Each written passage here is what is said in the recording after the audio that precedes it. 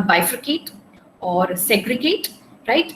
Now, when I do that, right, when I do this segregation or clustering or bifurcation or demarcation, on what basis am I doing? If I do this, the same things on this basket, and based on the color, then you have one bunch which is having all the green and one bunch which is having all the red. But once if I do it based on shape also, that means I have added color and shape, right? If I do so, I will get different clusters. So what does this mean?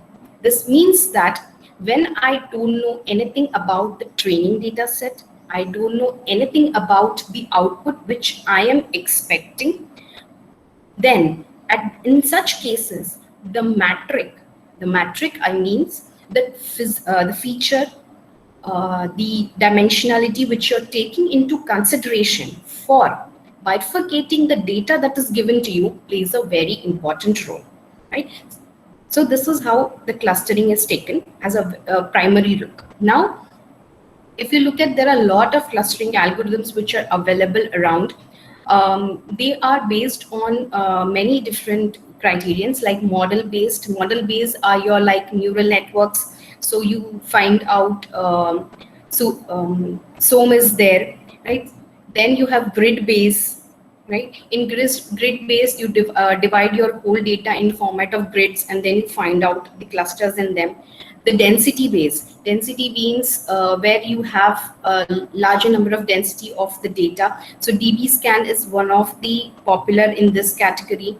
Hierarchical, you will find mostly the Berg, Cure, and ROC has a lot of work done in your big data clustering, right? If we talk about the partitional data, which is, you will find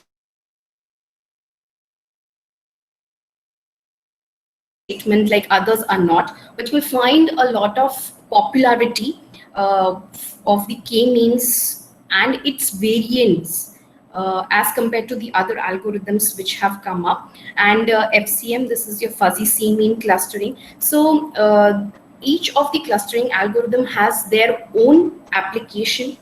One cannot say that if one cluster algorithm is working for image segment, other also need to be working it.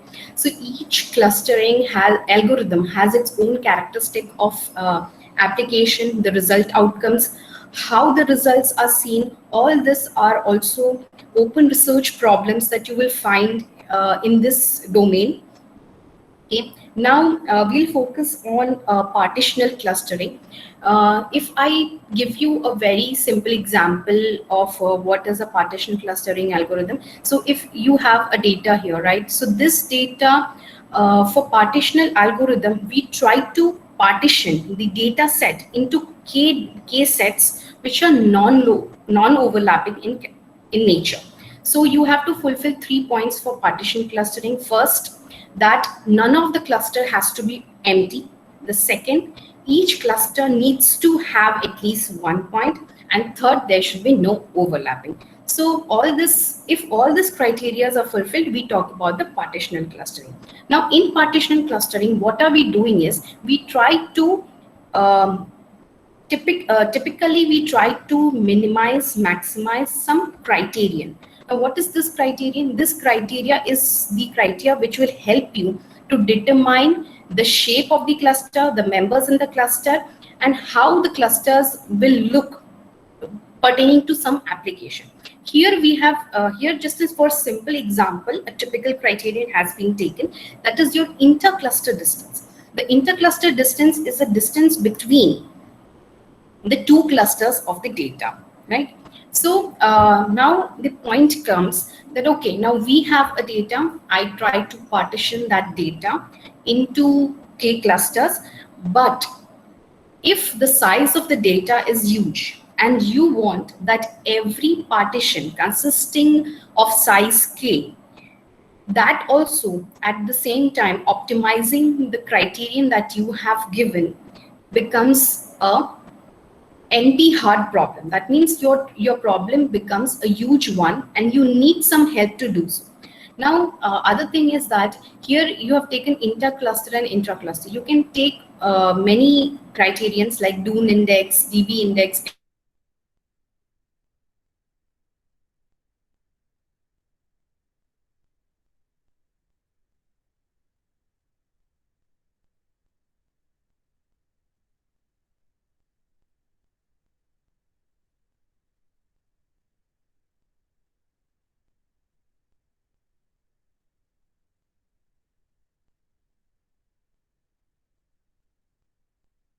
these are the methods or the algorithms like gradient method, Newton-Raphson method.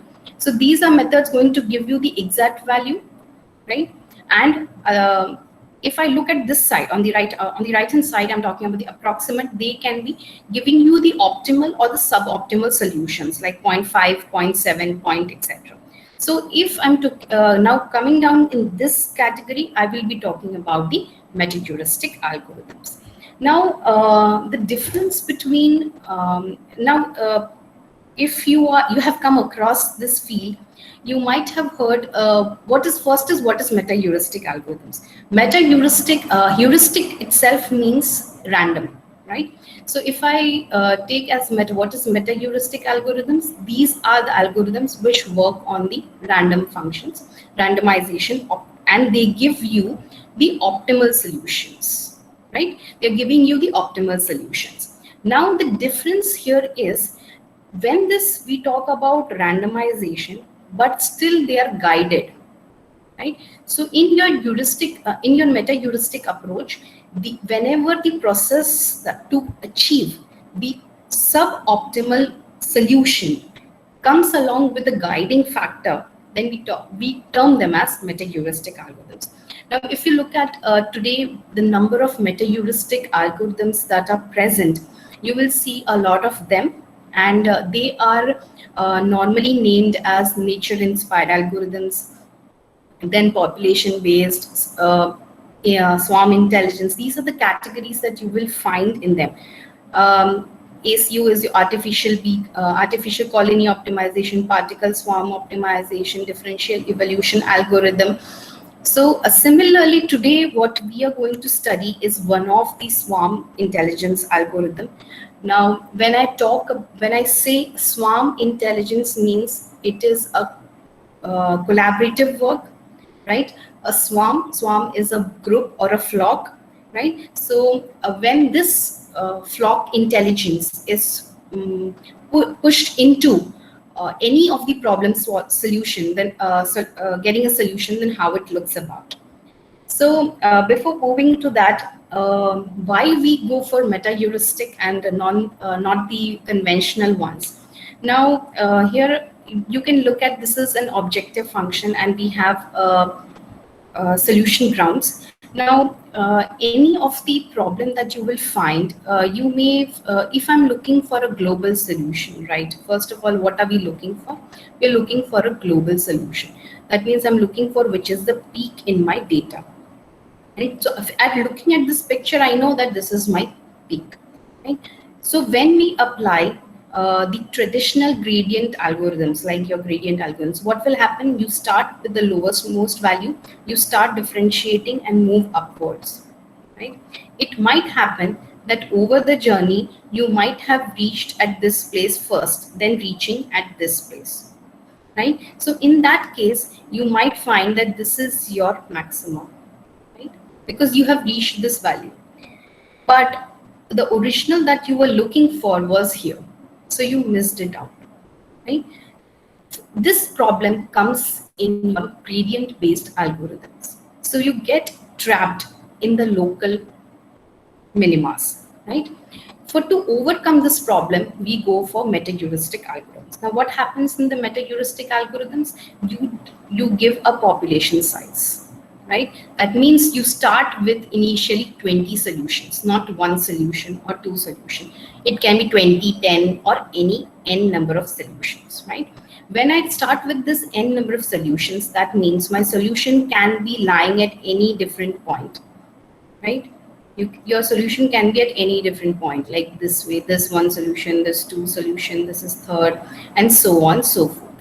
All of these solutions will start their process of searching towards their area, right? Right and left. Now, when they are searching, this might find this.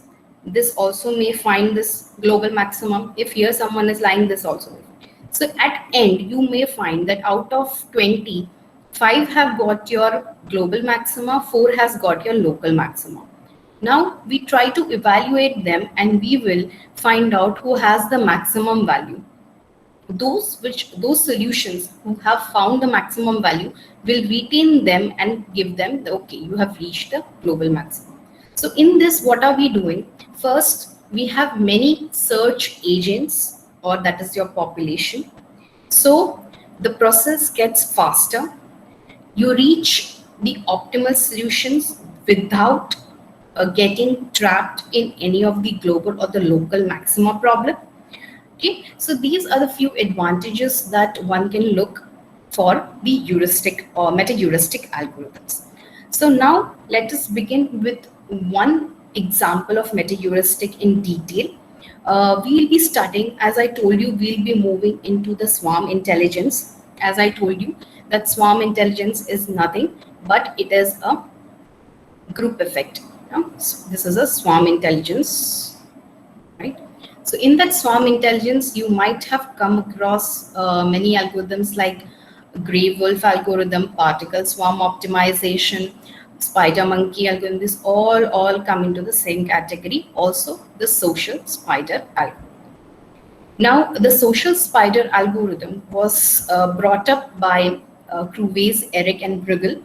They had come up with this idea, this study, where they used them in their constraint optimization problem. Now, any of the algorithm that you try to study, right? They work on the basic principle of EE balance, right?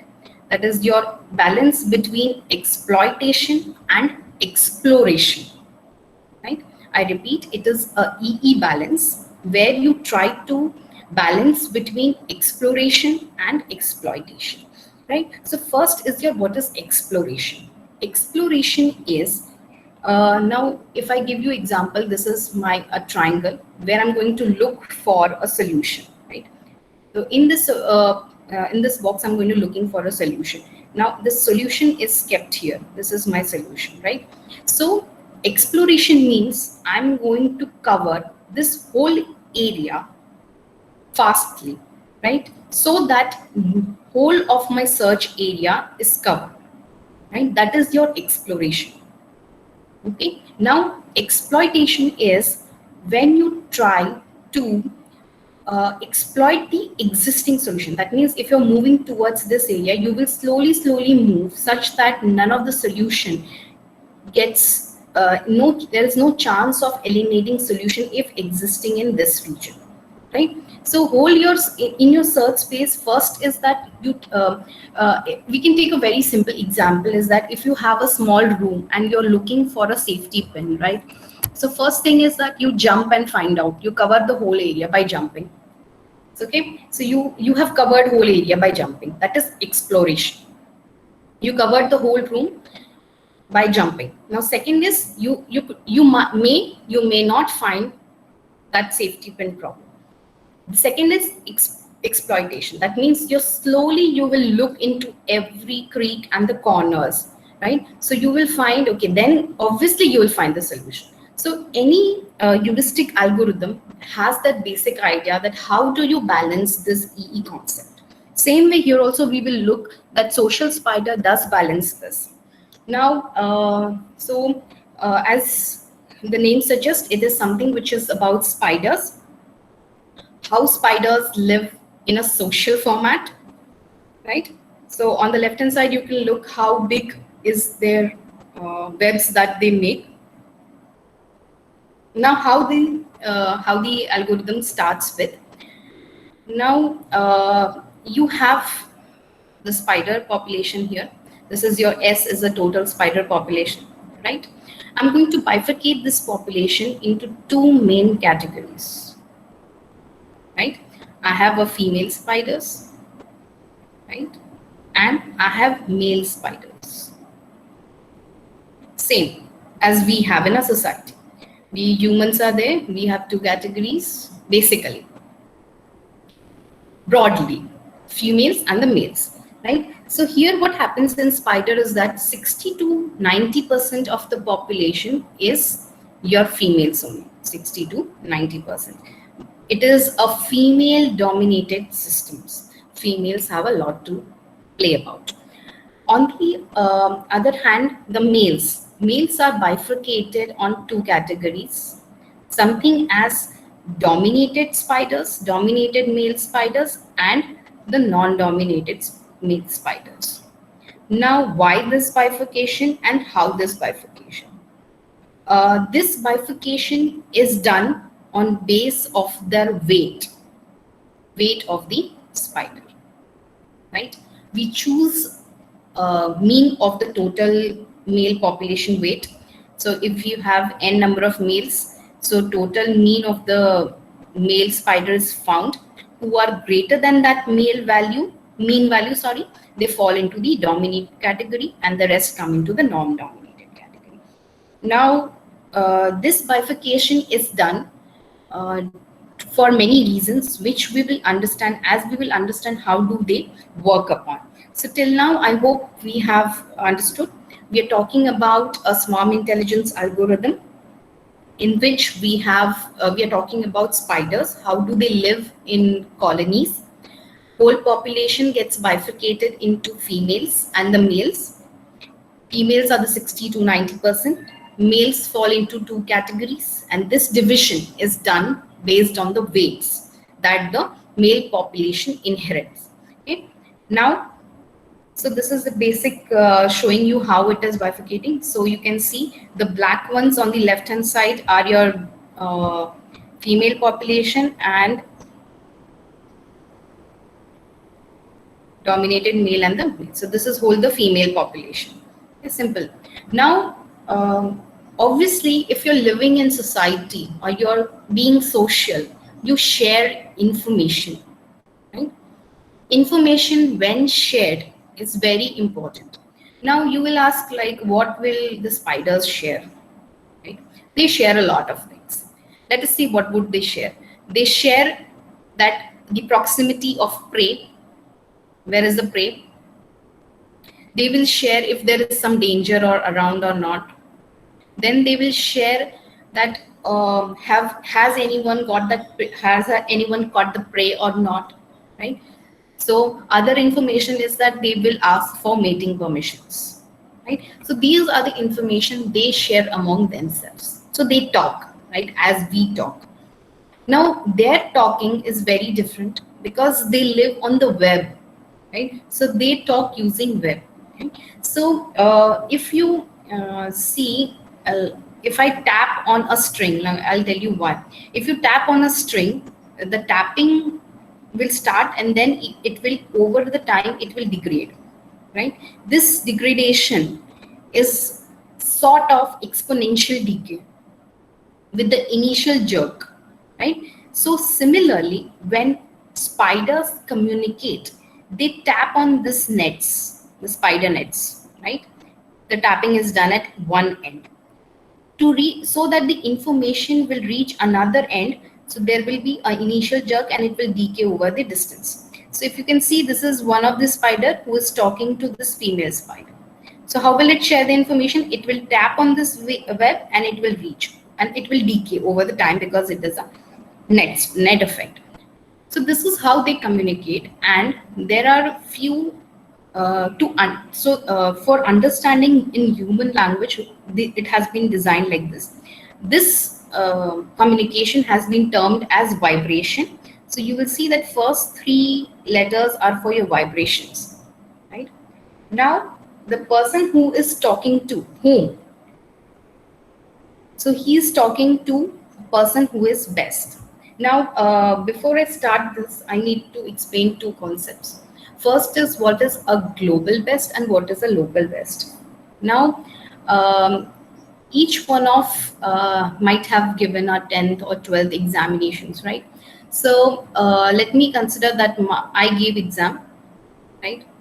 I gave exam of 10th, right?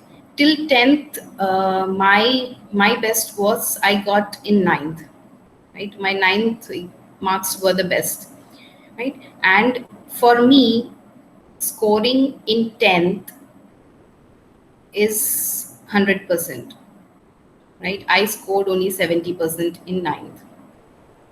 Right? The topper in my class is having 90%, right? So from my education from 1 to standard 9, my best was 70%, which I achieved in 9, right? I am at present on the examination of 10. My class topper has 90 percentage, right? So the class topper is the global best because he is best for each one who is in my class. He is an idol that everyone dreams to reach to. But if I look at my global best, right, what is best in my potential is 9. So this is my local best. Local means I am local and this is my best. Similarly, in case of spiders also we have the same concept. Here the best is the spider who is going to have the best fitness value, right? Or who is considered to be most prominent one, right? So that is your best. Now, if you see, as I told you that there is an initially a bulge of the bulge in the jerk, sorry. So that jerk is because of the weight. So any vibration is directly proportional to the weight. More the weight, more the bulge, more the jerk that can travel over a longer period over the net, right? And then it is multiplied with a factor which is having a decaying factor with the exponential, and it is a and this is factor which is distance, right? So distance plays a very important role. Then is your second vibration, which is a vibration from the originator to whom the local best, right? Similarly, you have the weight and its exponential distance. Then you have your next vibration. This vibration is from originated to talk to the females only. So here, this is your local best one, this is your global best one, and this is talking to your females. So these are the three basic spider communications that has been taken into consideration in this algorithm. Okay.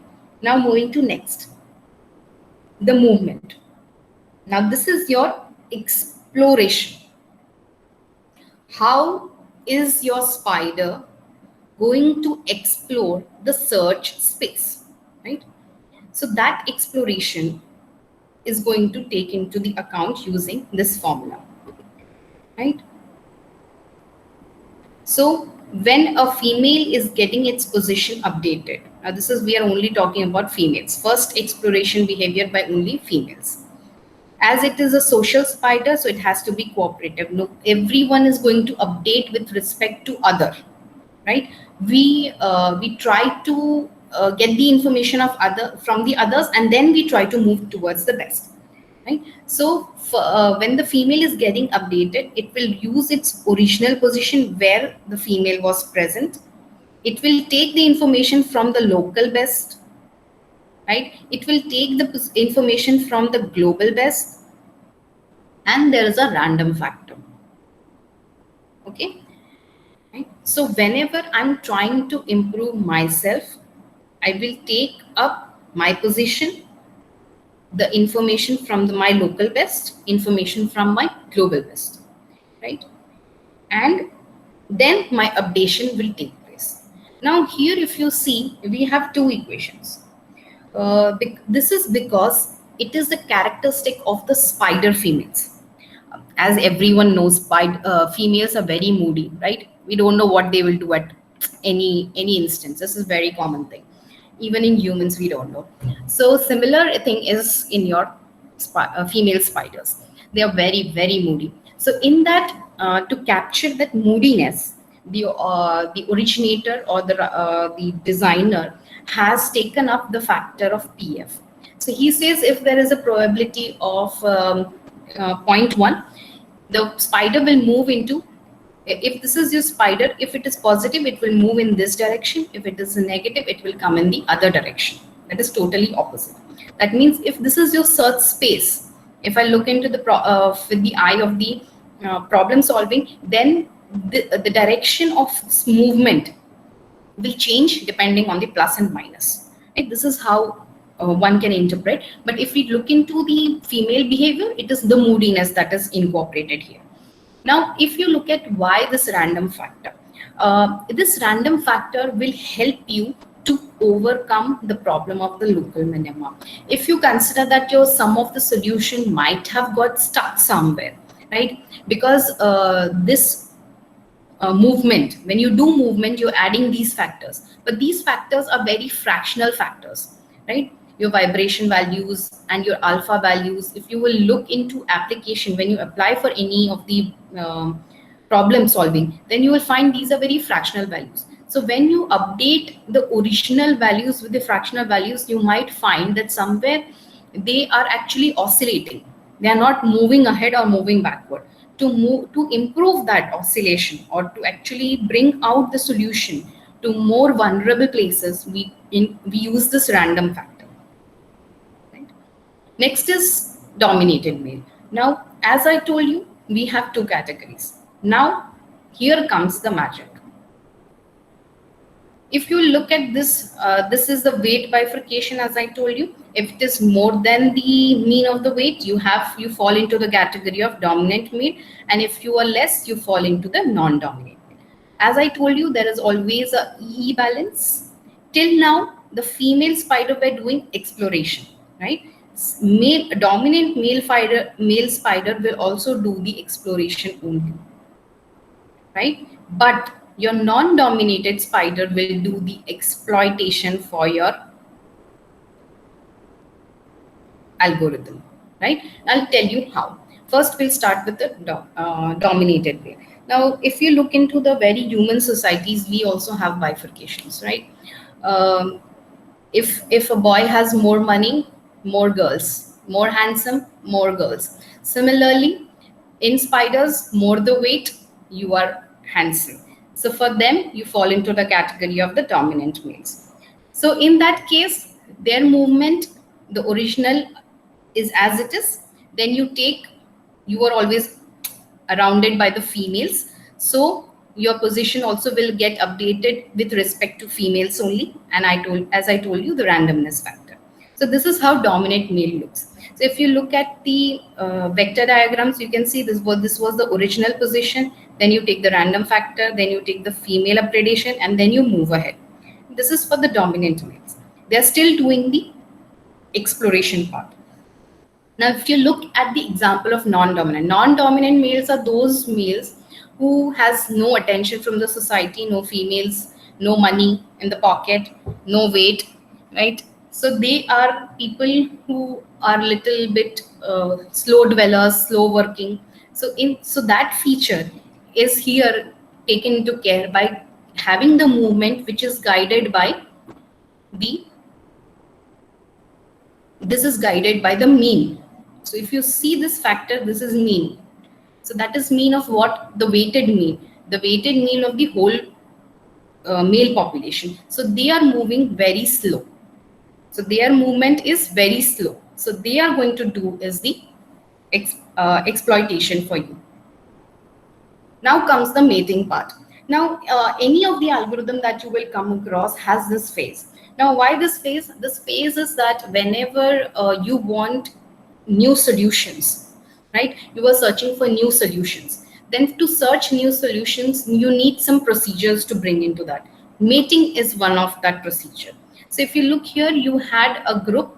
So on this side also you had a group. So you have here three females with one male, and you get your first spider baby. You have two females, right? And you have a male and you get a female spider babies.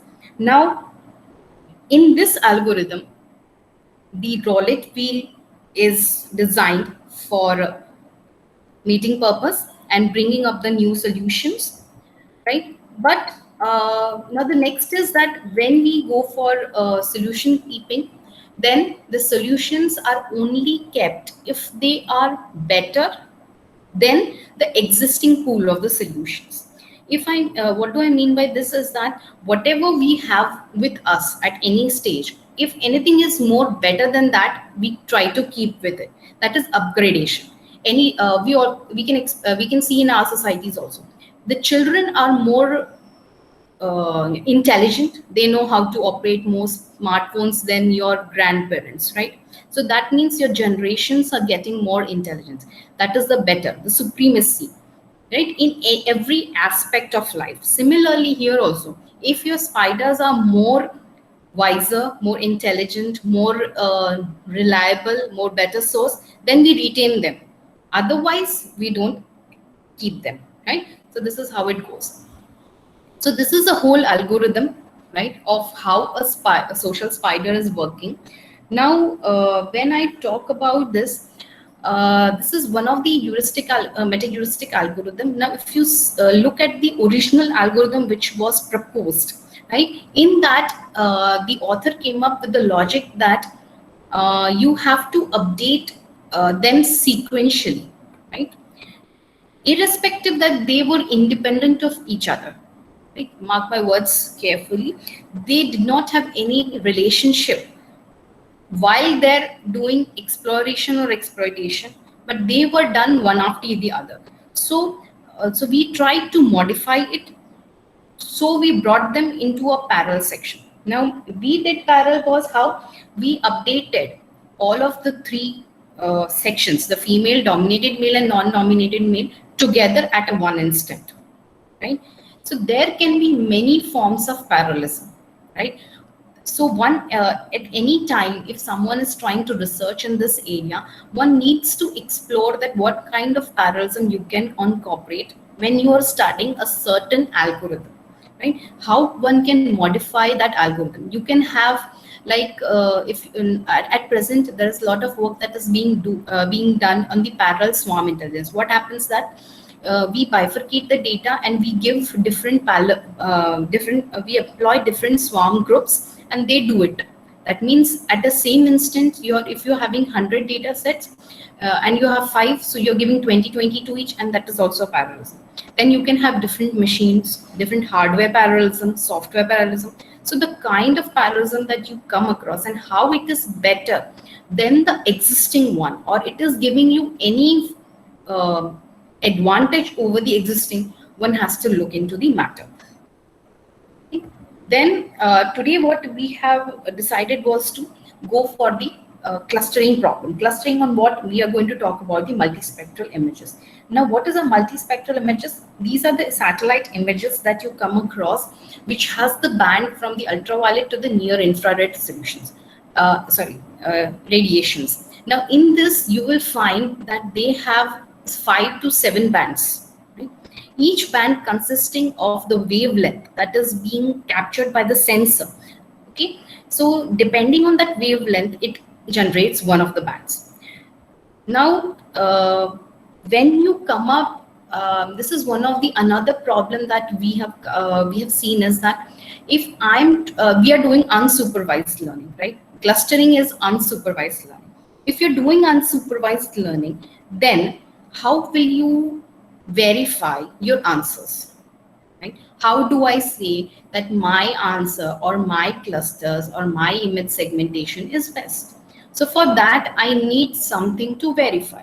So we have seen that mostly that meta-heuristic people work a lot of work has been done using ISO data algorithms. These are the algorithms that do your clustering only, the image segmentation only. But these algorithms have seen with a lot of problems also. Like they have problem in iterations. Like if you say that if I run ISO data algorithm for once and I get the results, that is not possible. You have to go for iterative analysis to get the justified answer. So what we have done is we have tried to analyze our data set using ISO data, and we have tried to find out the number of clusters in that data. Now we have used ERA software. Now what is the thing that I'll tell you? Okay, first we'll move. This is how the image looks about. Right now I'll tell you what is this image and how it goes about. This is your image that we are talking about. This is an image which is taken. This is a satellite image, the multispectral satellite image. It has the dimension of 5607 cross 3378 cross 3. That means we are working at 3 wavelength, 3 different spectral wavelength, and this is your pixel size of the image. Now this image is taken from NASA Landsat 8 dataset. This is image of our Chennai flood situations which were there. Okay, so this was the original image that we have taken. Right now, I did not have any information. Now, what we were actually trying to do was we wanted to segment this image and try to find out that in the flood times, how much was the penetration of that overflowing river in the nearby areas, right? So for that penetration, I had to do the segmentation problem. That is your clustering.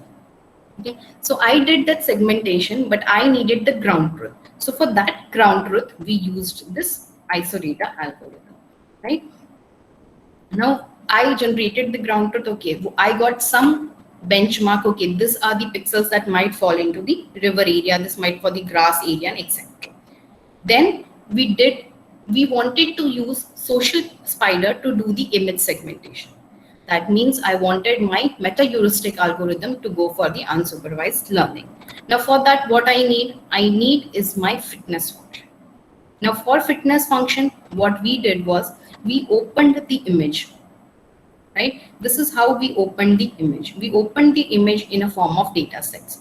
That means now my size of the data here will be your M cross N, that is your spatial, and here will be your spectral, that is your lambda, the 3. So I will have 3 columns, right? And here I will have the size of the data set will be 5670 into 3378. That will be my size of data, and I will have this 3 columns. So in that I did the clustering. Now you can do clustering because it is pixel. You can use city block distance, correlation, etc., etc. Okay, we have used the intra-cluster distance. This is how, proximity distance, Euclidean distance. Same way you can apply for any of the fitness functions. So this is how we try to minimize the distance between the clusters that you get. Okay, so these are the different. You will see here. These are the images that we got. This is the original one. Then you have the images from different algorithms that we have. This is situations when you don't have the flood. Now, if you see here, this is a situation because it is very small, you may not be able to appreciate, but you can go through the NASA's image itself on this. So here is how the river has been overflowing, and these are the areas that you will see here in this. The lot of nearby areas had got affected. So this is how the algorithm was able. See, this is just showing you how much was the water retention.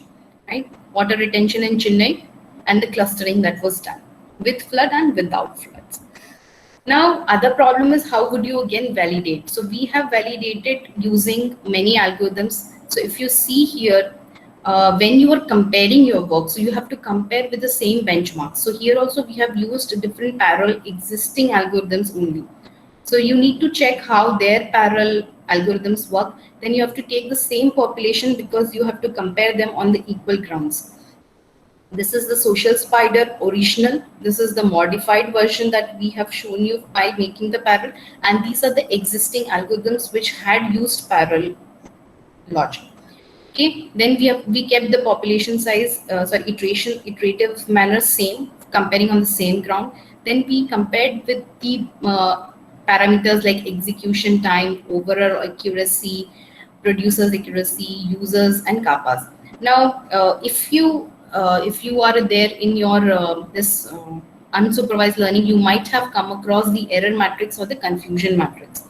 Now, this matrix helps you to find out all the things. This is your predicted value. This is your actual value. Sorry. This is your predicted value, right? So what happens, this is your different class that you have in your this image, right? And these are the actually correctly classified pixels. And this is your correctly classified pixels. They ought actually to fall into the first class, and they were found to be falling into the first class, right? So this is how you can try to validate your work and different manners and different fashions. Okay. So when you look into this whole manner, you will find that things can go much easier to validate your work in different parameters, and also you can take up different algorithms for understanding the whole thing. So I hope it was a good one. Thank you for joining us on this, and I thank you to the organizing team and the audience. Any queries are welcomed.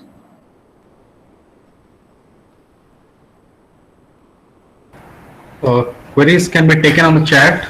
You can type in whatever queries you have.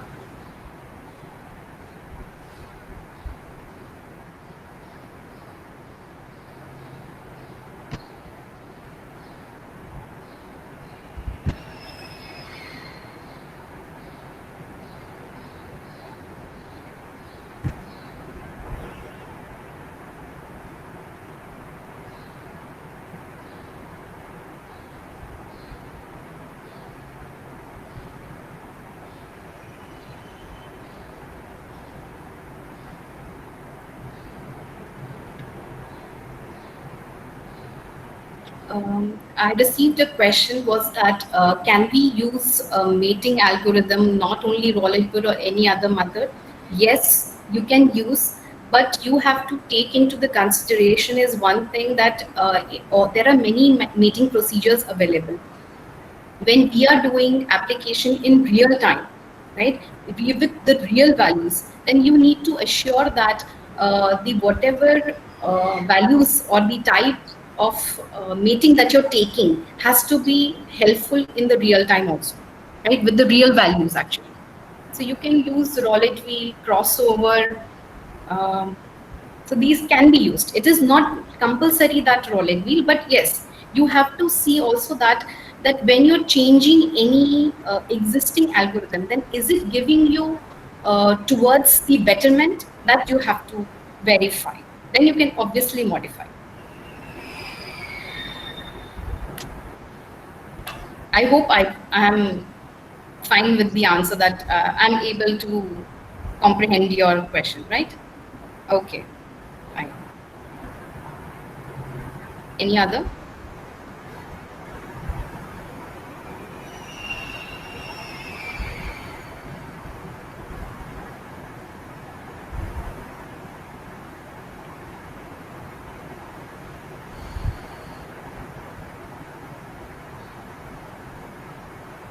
Okay, so I got one of the question is that can you comment on the difficulties that we encounter in the results based on confusion matrix?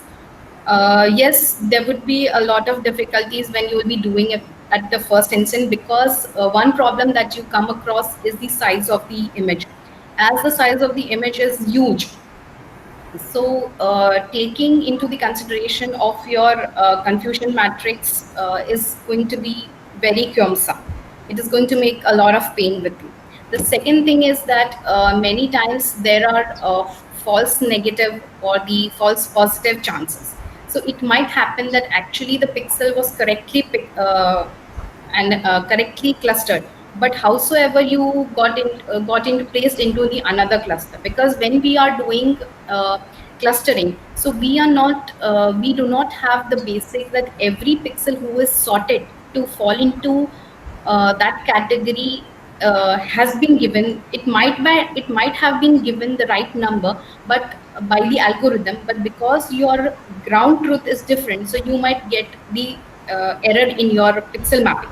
So for that also we have we did this was we tried to do probability based analysis, that if 100 pixel near that region were falling into the same cluster, then the pixel that you got wrong, you have to place it into the right section, right cluster. So these are the two or three problems that we came across when we were doing this clustering.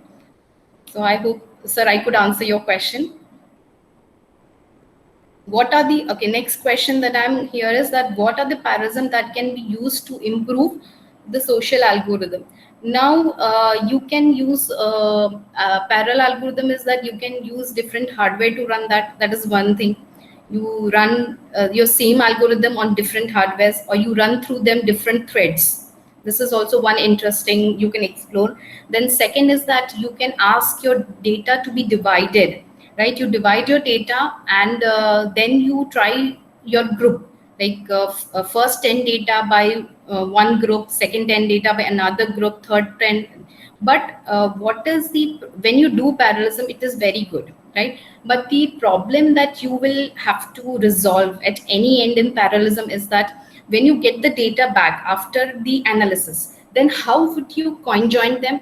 How would you bring a wholesome analysis?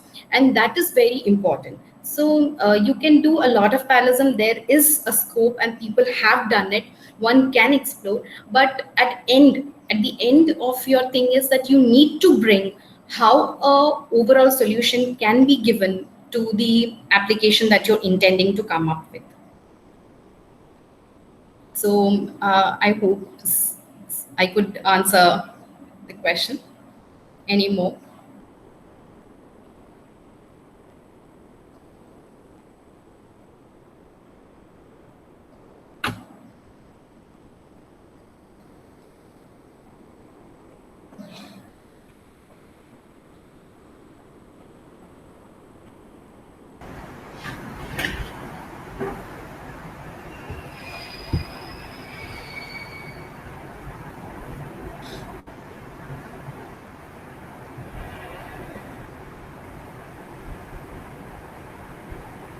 I believe there are no further questions. So we'll close this session now. On behalf of the IEEE student chapter at MNIT Jaipur, I thank our speaker, Dr. Urvashi, and all the participants. Thank you very much for joining and sharing. Thanks again. Thank you, sir. And thank you for the people that have joined. Thank you very much. Thank you, sir. Have a nice day. Thanks to all once more.